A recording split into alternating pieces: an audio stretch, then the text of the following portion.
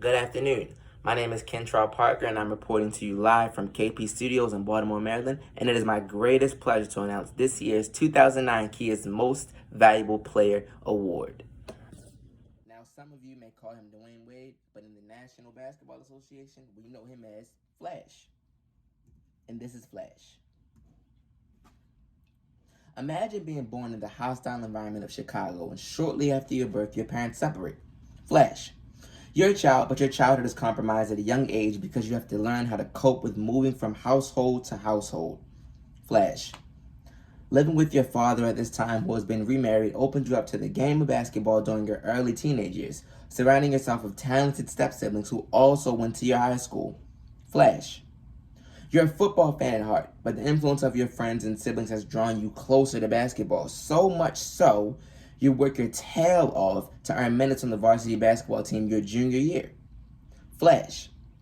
You're now 6 feet tall, with improved ball handling skills, emerging as a star, padding stats of almost a double-double with 20 points and 7 rebounds. Within a year, of course, your stats have improved drastically to 27 points and 11 rebounds, helping your recruitment to Marquette University.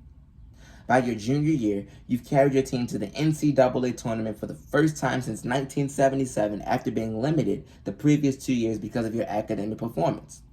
But that was in 2001. After deciding to not play in your senior year, 2002 went by in a flash.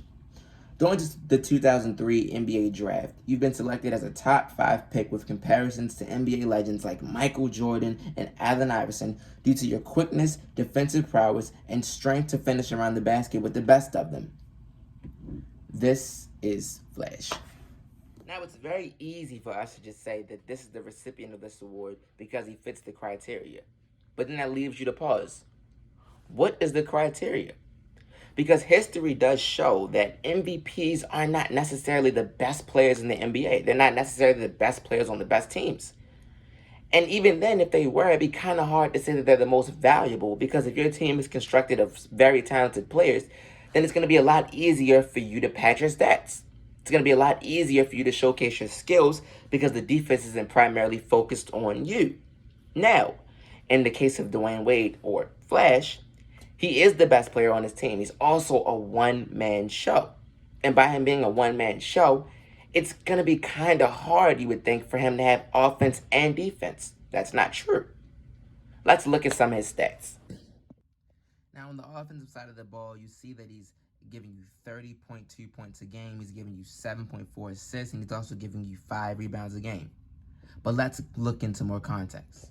The 30 points a game, it speaks for itself. It's top in the league. So he's not only just your MVP, he's also your scoring leader. The 7 assists a game just shows his ability to play make, versatility.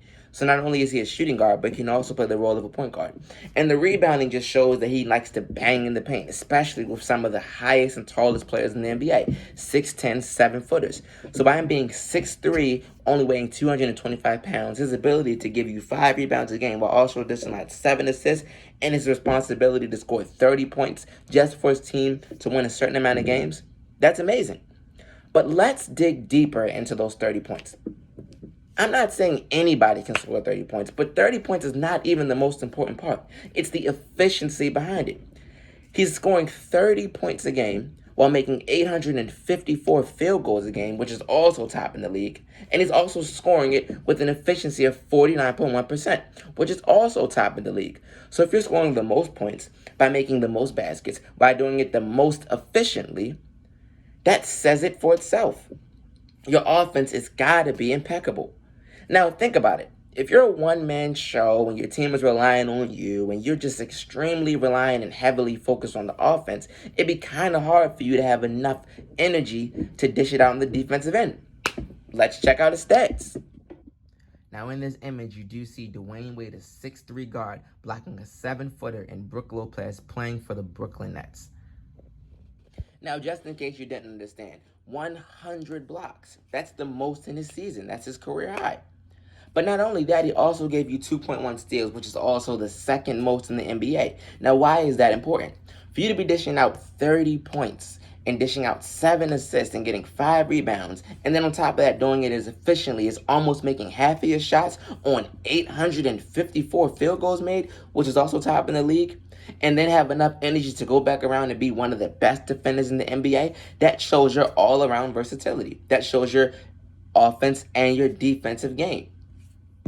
Now, the name of the award is most valuable.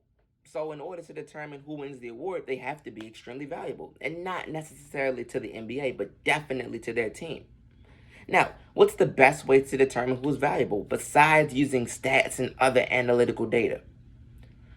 Look at their effect when they're on and off the floor. Now, last year in 2008, it was kind of hard to determine how important Dwyane Wade was to the team. Wrong.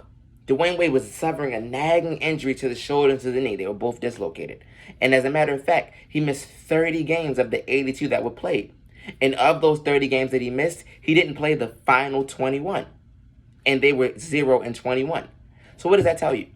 That tells you that when Dwyane Wade is on the floor, they don't do well. Now, what's the effect when he is on the floor?